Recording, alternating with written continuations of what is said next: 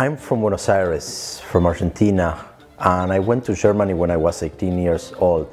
I wasn't that interested in this music growing up. It was rather a background presence.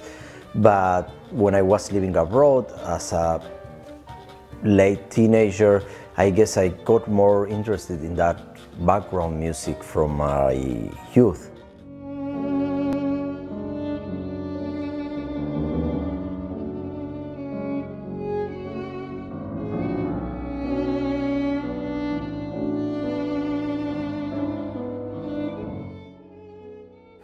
Piazzolla is known for the Nuevo Tango, the new tango. That's his own creation, an amalgam of many different kinds of music and at the same time a unique style in itself.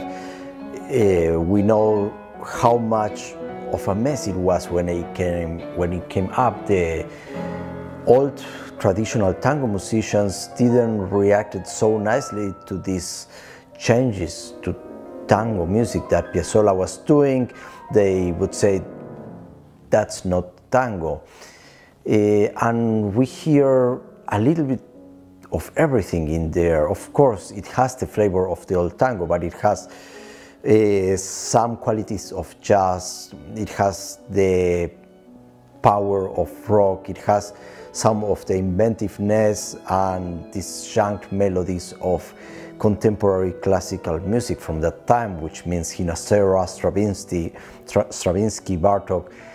And it also has, you know, some Italian folk melody aspects. It has some kind of rhythm from klezmer music, and it obviously has its own identity, which has continued to develop in other musicians, but Piazzolla remains still the big creator and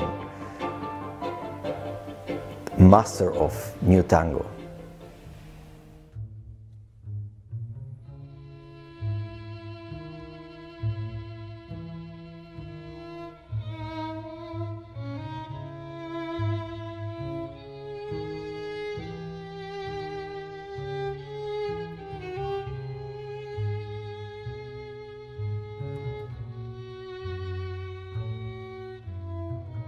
Some critics would say that Piazzolla wrote 1,000 times the same piece. He was very prolific, but I think there's a lot of variety in his music.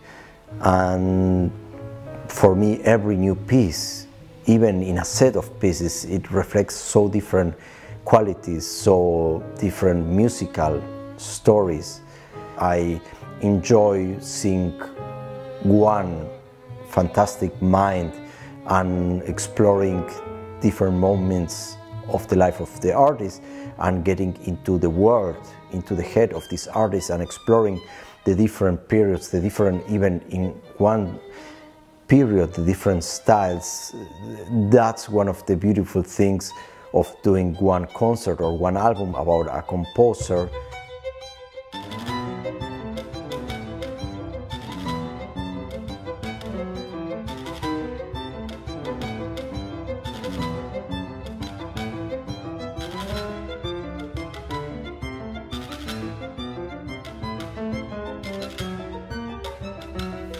Legacy is just a title, but at the same time it has a little bit to do with how much of a classic this music has become only 25 years after the death of Astor.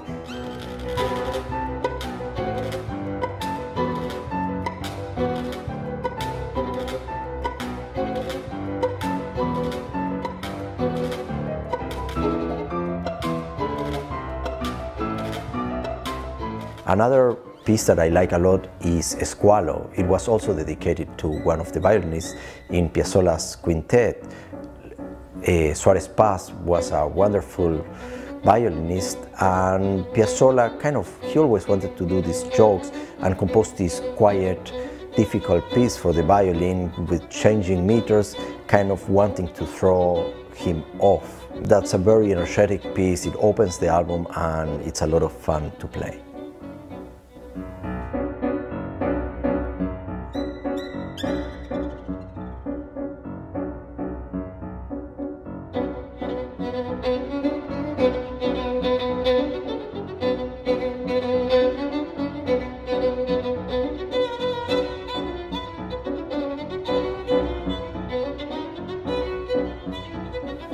Violin was one of the first instruments in tango, together with the flute and the guitar. In a way, we are giving every instrument, but especially the violin, a very important role. Through that, it gives me the opportunity to kind of sing different roles in one piece, represent different characters, and it's a beautiful challenge to see how much you can do. On top of that, there's also all these effects that Piazzolla uses in his music. There's the chicharra, this scratchy noise that we do by playing behind the bridge. There's the tambor, an effect, percussive effect that we do by doing a pizzicato while putting a nail against the string in the fingerboard. There's also the latigo, kind of a whip that we do that's very fast glissandi, going down or up, or this pretty inaudible glissandi, or sometimes I also at the end of a phrase I will do a note slightly flat in order to either imitate a voice or give that feeling of decadence that a certain phrase has.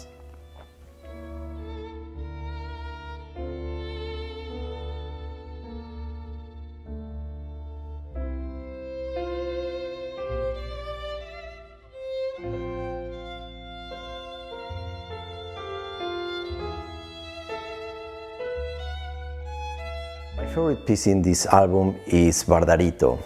This tune is dedicated to Elvino Bardaro. Bardaro was one of the famous violinists of the Guardia Vieja, the old tango musicians, and he also played in one of Piazzolla's groups. He was known for a beautiful tone, a unique vibrato, and I guess I just love this tune. It has a very melodic introduction and then a sort of jazzy, fast middle part. Bardarito was quite challenging to record. We invited two percussionists and a double bass player to join us and to put all of that together, to be able to have that flexibility that I enjoy in Astor's music, being able to pull and push the tempo, but having the percussion being on top of the beat at a very high speed wasn't easy to do, yet a lot of fun. Piazzolla's music is not the most challenging technically, yet I like recording it in, let's say, a very violinistic way. The arrangements that I do or the arrangements that I choose, as well as the tempi. We take usually quite fast tempi, and that's a personal choice in a way to reflect the harshness, the punchiness, the edginess of this music. But also we are playing this music a lot of times with 2 or 3 instruments in comparison to 5, 6 or 8. So we are reducing a little bit the material, and therefore we need to augment somehow the energy.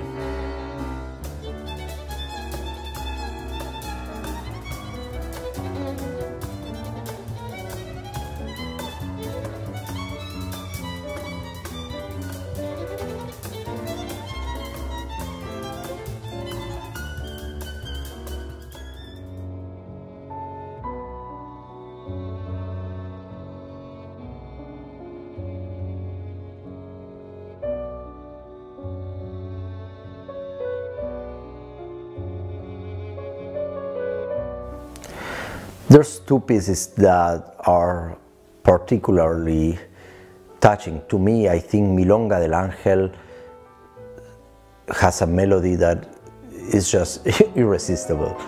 And Adiós Nonino, obviously the thematic, we all know that he wrote it when his father died.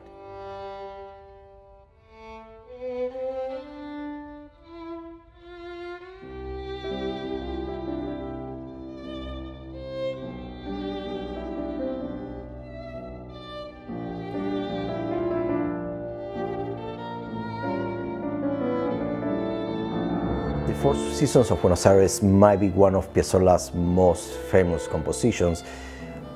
he didn't actually write it as a set. He wrote them individually. He first wrote Primavera, Spring, and later on added the others, and he didn't always play them as a set.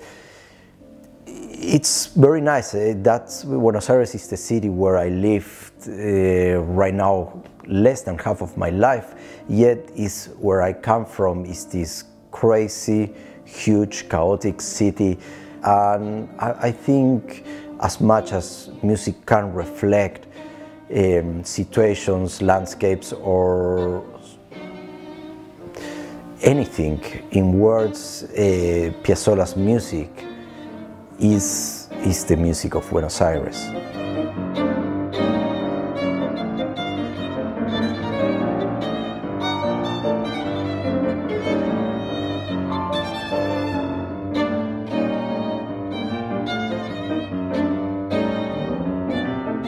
Many of Piazzolla's pieces are about madness. Let's take Balada para un Loco or Revirado, which means kind of crazy in Buenos Aires slang, lunfardo.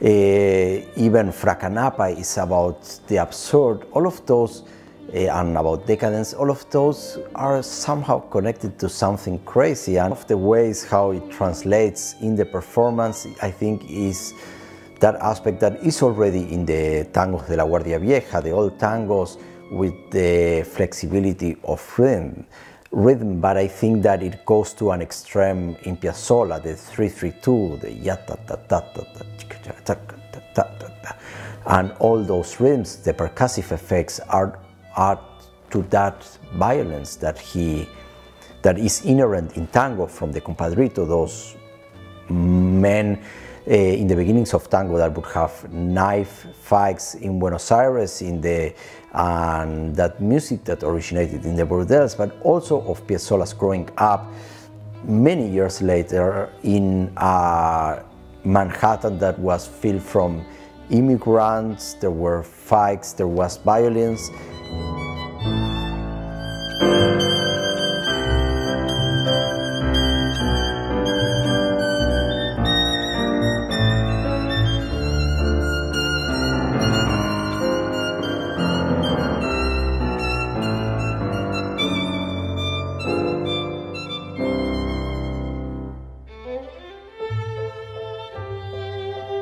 ¡Viva!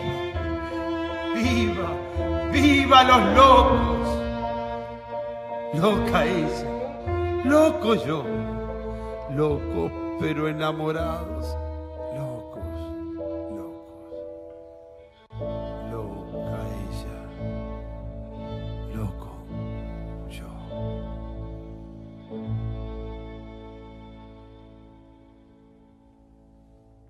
After so much madness and absurd and decadence, this music kind of relaxes and shows us good. There's also a little bit of a joke in all of this.